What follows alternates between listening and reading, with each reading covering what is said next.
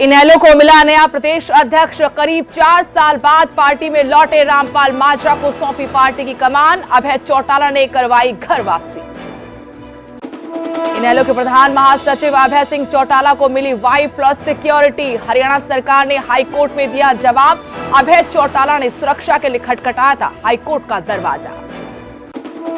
CM बनने के बाद पहली बार रोहतक पार्टी प्रदेश कार्यालय पहुंचे नायब सिंह सैनी का जोरदार स्वागत। लोकसभा चुनाव को लेकर पार्टी दिग्गजों के साथ किया मंथन।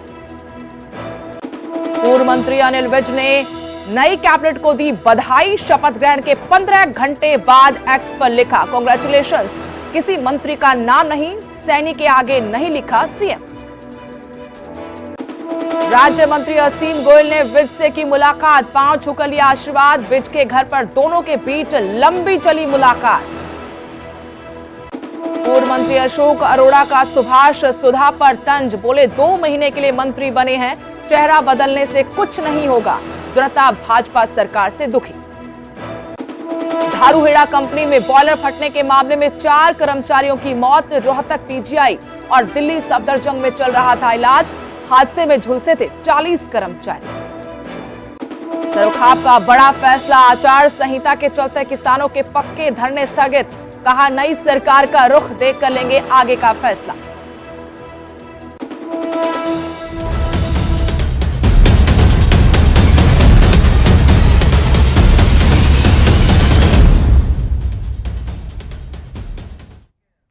नमस्कार, हरियाणा प्राइम में आपका स्वागत है। आपके साथ मैं सुदेश नैन मोर। बुलेटिन की शुरुआत करेंगे बड़ी खबर के साथ। इनेलो नेता अभय चौटाला को Y+ सिक्योरिटी मिली है। हरियाणा सरकार ने हाईकोर्ट को जानकारी दी। अभय चौटाला ने सुरक्षा की मांग की थी। अभय सिंह चौटाला को विदेश से लगातार धमकियां मिल रही थी। पिछले साल उनको धमकियां मिली थी और नफे सिंह राठी जो प्रदेश अध्यक्ष थे पार्टी के, उनकी हत्या करने के बाद एक बार फिर से उन्होंने मुद्दा उठाया था कि जिस गैंग ने उनकी हत्या की है उसी गैंग से अभय सिंह चौटाला को भी जान का खतरा है। अपनी सिक्योरिटी को लेकर बकायदा हाईकोर्ट पहुंचे थे, याचिका लगाई थी। वहां पर हरियाणा सरकार ने आज जवाब दाखिल किया है। इनेलो नेता अभय सिंह चौटाला को Y+ सिक्योरिटी दी गई है। हरियाणा सरकार को हाईकोर्ट ने आज तक जवाब दाखिल करने का वक्त दिया था। हरियाणा सरकार ने हाईकोर्ट को जानकारी दी। अभय चौटाला को Y+ सिक्योरिटी दे दी गई है। अभय चौटाला ने सुरक्षा की मांग उठाई थी और इससे पहले 25 फरवरी को जिस तरीके से इनेलो के प्रदेश अध्यक्ष नफे सिंह राठी की हत्या की गई थी, उसके बाद अभय सिंह चौटाला ने अपनी भी जान को खतरा बताया था। ठीक उसी गैंग से जिस गैंग ने हत्या की थी नफे सिंह राठी की, अब उनको Y+ सिक्योरिटी दी गई है। हालांकि अभय सिंह चौटाला ने Z+ सिक्योरिटी की मांग की थी, अब उनको Y+ सिक्योरिटी सरकार की तरफ से दी गई है। गंभीर आरोप लगाए थे नफे सिंह राठी की हत्या के वक्त भी कि नफे सिंह राठी भी मुख्यमंत्री से मिलकर अपनी जान का खतरा बताते सुरक्षा की मांग कर चुके थे। बावजूद उसके सुरक्षा नहीं दी गई और इतना बड़ा घटनाक्रम हो गया। अपनी जान का खतरा बताते हुए अभय सिंह चौटाला ने हाईकोर्ट का दरवाजा खटखटाया था और वहां आज सरकार ने जवाब दाखिल करते हुए बताया कि अभय सिंह चौटाला को Y+ सिक्योरिटी दी गई है। बड़ी खबर से आपको रूबरू करवा रहे हैं। अभय सिंह चौटाला की सुरक्षा का मामला, Y+ सिक्योरिटी उनको दी गई है। पंजाब हरियाणा हाईकोर्ट का दरवाजा उनकी तरफ से खटखटाया गया था कि उनको सिक्योरिटी दी जाए। अब सरकार ने अपना जवाब दाखिल करते हुए बताया है कि अभय सिंह चौटाला को Y+ सिक्योरिटी दी गई।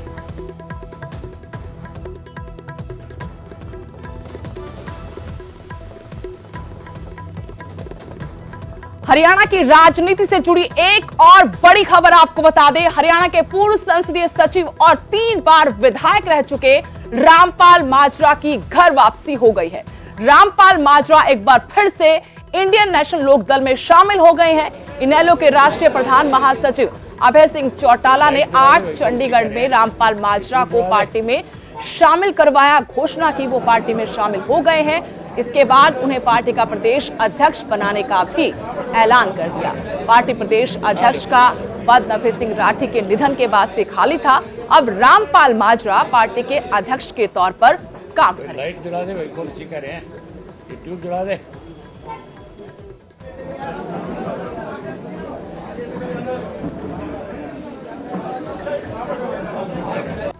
पार्टी के संगठन को मजबूत करने में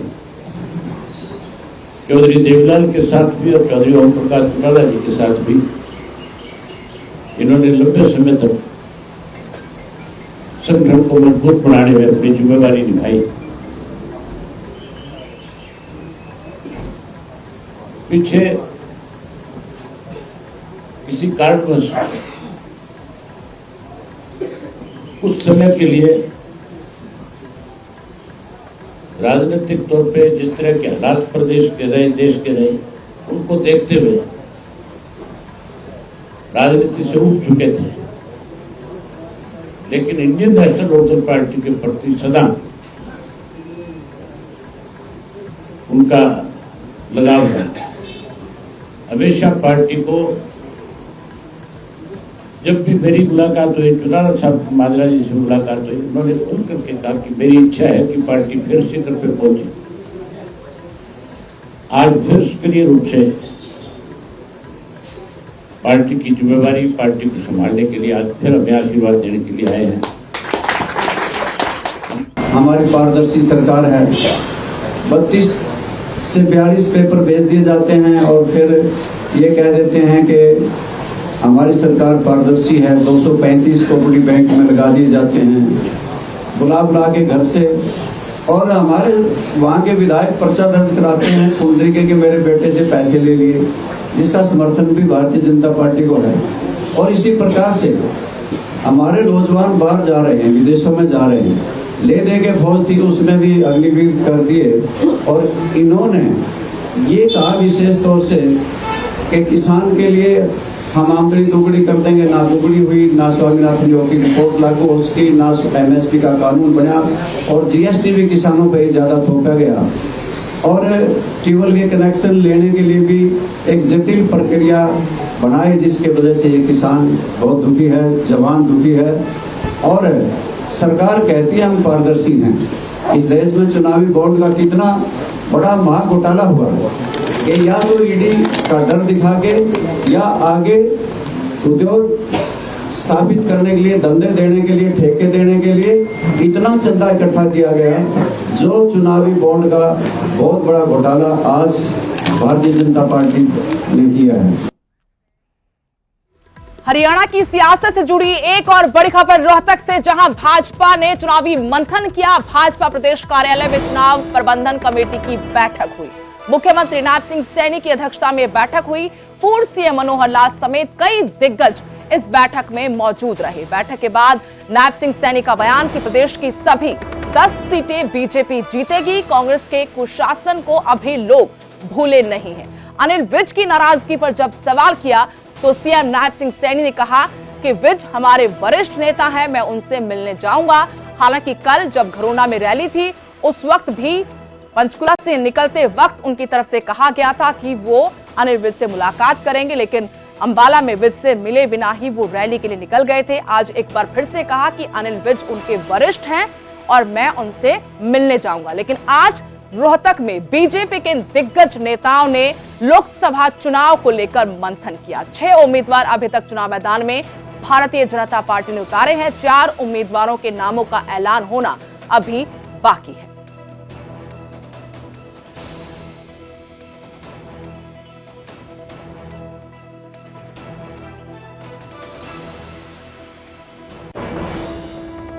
और कल सैनी सरकार का पहला मंत्रिमंडल विस्तार था। इसमें 8 मंत्रियों ने शपथ ली थी। हरियाणा सचिवालय में नए बने मंत्रियों को अब कमरे अलॉट कर दिए गए। दुष्यंत चौटाला का कमरा डॉक्टर कमल गुप्ता को मिला है, जिन्होंने कैबिनेट मंत्री के रूप में शपथ ली थी। अनिल विज का कमरा राज्य मंत्री सीमा त्रिखा को, OP यादव का कमरा विशंबर वाल्मीकि को, संदीप सिंह का जो दफ्तर था वो राज्य मंत्री सुभाष सुधा को दिया है। अनूप धानक का कमरा महिपाल ढांडा को, जो पानीपत ग्रामीण से विधायक और कल राज्य मंत्री की शपथ उन्होंने ली थी। देवेंद्र बबली का कमरा संजय सिंह को दिया गया है। कमलेश ढांडा का कमरा डॉक्टर अभय सिंह यादव को, वहीं डॉक्टर कमल गुप्ता का कमरा असीम गोयल को अलॉट हुआ है।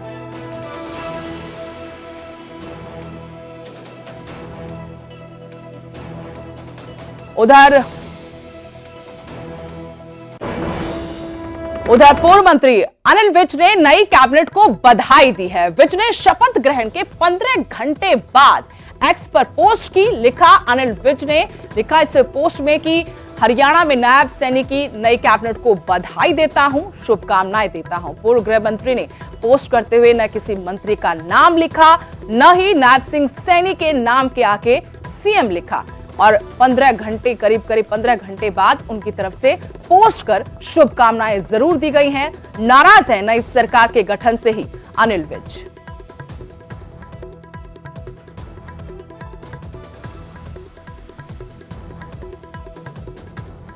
उधर राज्य मंत्री असीम गोयल ने अनिल विज से मुलाकात की। कुछ देर पहले ये मुलाकात हुई। विज के आवास पर दोनों नेताओं ने ये मुलाकात की। असीम गोयल ने विज के पैर छूकर उनसे उनका आशीर्वाद लिया।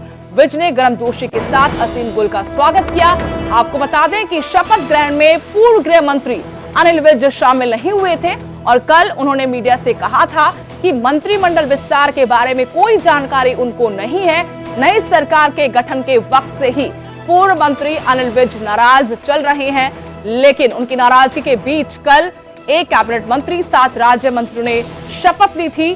सरकार का मंत्रिमंडल विस्तार हुआ था। उन्हीं में से एक नाम था अंबाला शहर से, अंबाला सिटी से असीम गोयल का। उन्होंने भी राज्य मंत्री के रूप में शपथ ली थी। आज अनिल विज से उनके घर जाकर मुलाकात की असीम गोयल ने। गर्मजोशी के साथ अनिल विज ने स्वागत किया और दोनों नेताओं के बीच में लंबी ये मुलाकात थी।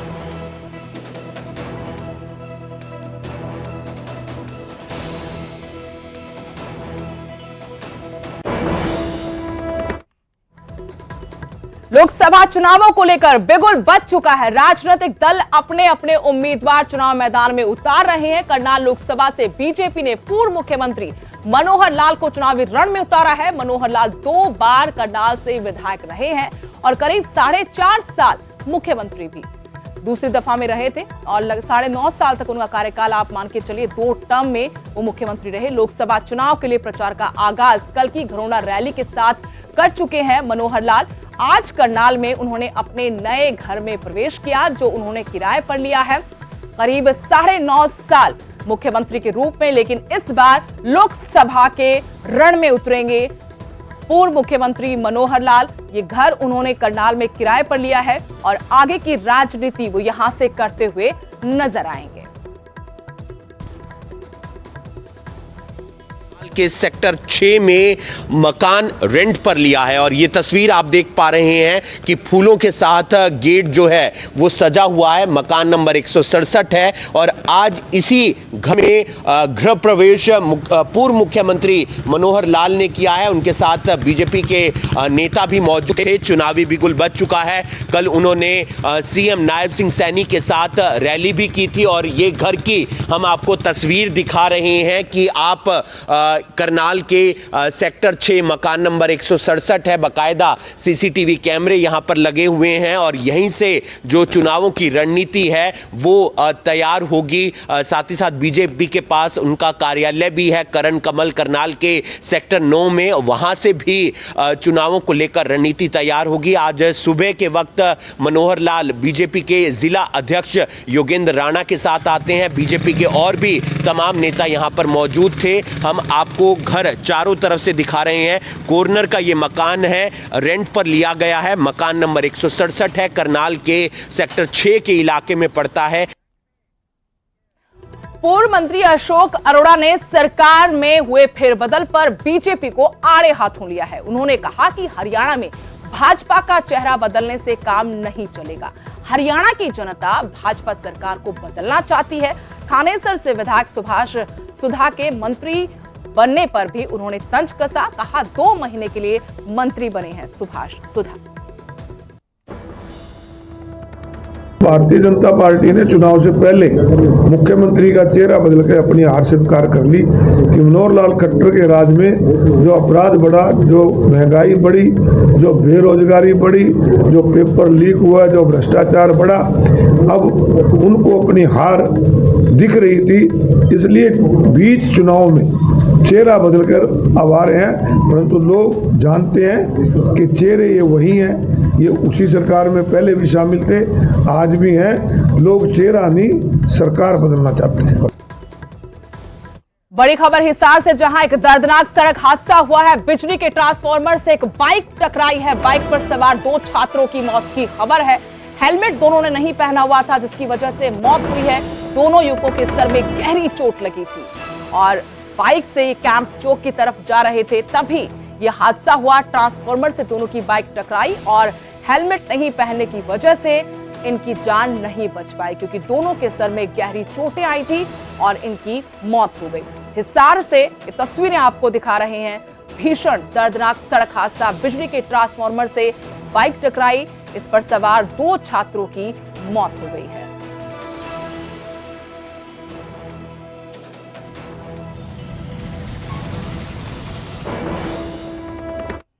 खबर रेवाड़ी से, जहां धारूहेड़ा की एक कंपनी में बॉयलर फटा था। इस मामले पर बड़ी जानकारी है कि हादसे में झुलसे 5 कर्मचारियों की इलाज के दौरान मौत हो गई है।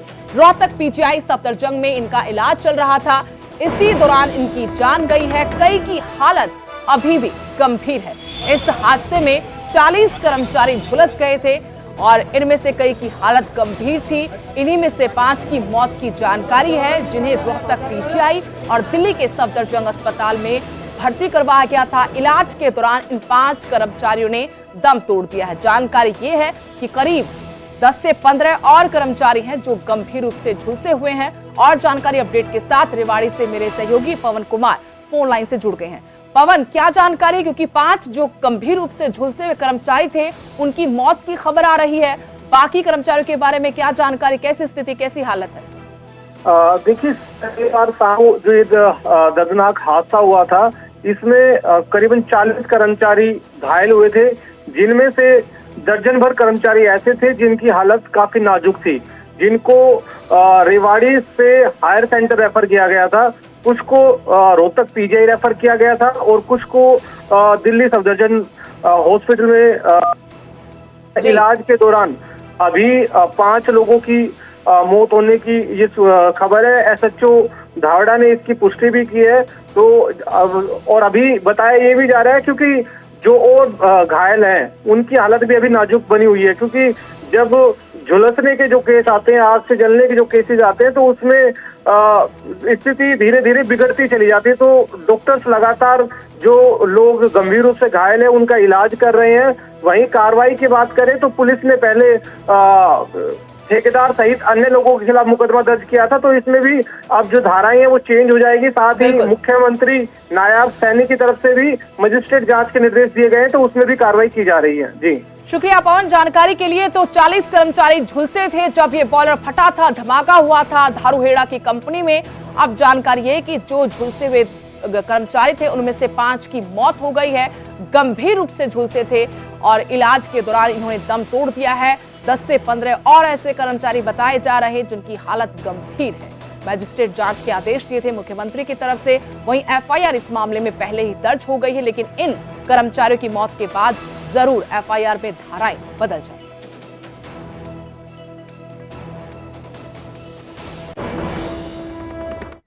उधर चरखी दादरी में किसानों के धरने पर प्रदेश की खाप पंचायतों ने बड़ा फैसला किया। आचार संहिता के चलते किसानों का धरना अब स्थगित कर दिया गया। पंजाब के किसानों के समर्थन में हरियाणा में भी पक्के मोर्चे किसानों ने लगाए थे और सरकार का रुख देखकर अब आगे रणनीति बनाई जाएगी। ये सरोखाप की तरफ से कहा गया कि अभी आचार संहिता लगी है, चुनाव के बाद जब नई सरकार चुनकर आएगी तब हमारी मांगों पर सरकार का रुख देखेंगे, उसके बाद ही आगे कोई फैसला लिया जाएगा।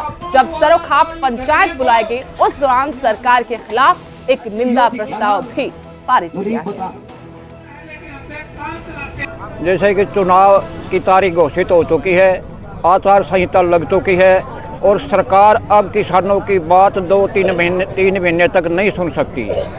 इसलिए हमने आज इन धरने को स्थगित करने का फैसला लिया है और नई सरकार आएगी जब उस सरकार का रवैया देखकर वो किसानों की बात करती है या नहीं।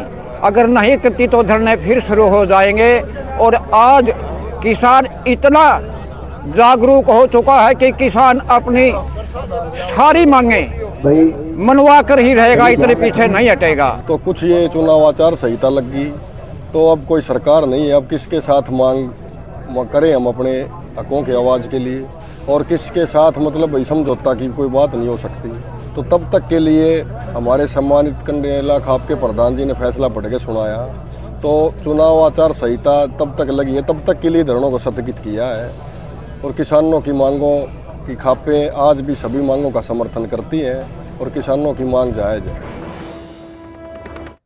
आधुनिकता और भौतिकता की दौड़ में इंसान अपनी अनमोल धरोहरों को खोता जा रहा है। वे धरोहर जो हमारे सुनहरे इतिहास का गवाह हैं, अनदेखी के चलते खत्म होती जा रही हैं। टोहाना के समैन गांव के सरपंच रणबीर सिंह ने गांव में सालों पुराने कुएं को सहेजकर मिसाल कायम की है। ना सिर्फ खराब हो चुके कुएं को ठीक करवाया गया, बल्कि आज ये कुआं गांव की शान बन चुका है। ये रिपोर्ट देखिए।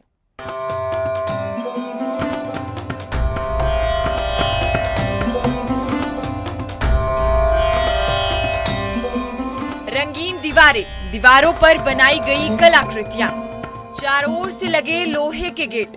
ये कोई स्मारक नहीं है, बल्कि टोहाना के गांव समैन का कुआं है।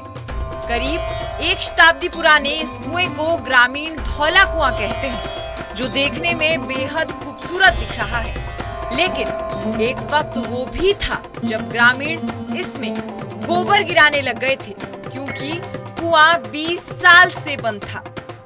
हर घर के अंदर पानी की सप्लाई होने के बाद ग्रामीण इसे भूल गए। जमा बढ़िया पानी था जी, और जमा फुल भीड़ लागे कर दी, मन तो भरिया भी है क्या हैं, अरे जे इसका पानी तड़वा देनी बैठ कर इतनी भीड़ लागे। बुजुर्गों की धरोहर को साथ लेके चलना हमारा उत्तरदायित्व भी है, क्योंकि हमारी धरोहर हमारे गौरवशाली अतीत की पहचान है। न्यूज़ 18 हरियाणा के लिए टोहाना से संवाददाता परमजीत की रिपोर्ट।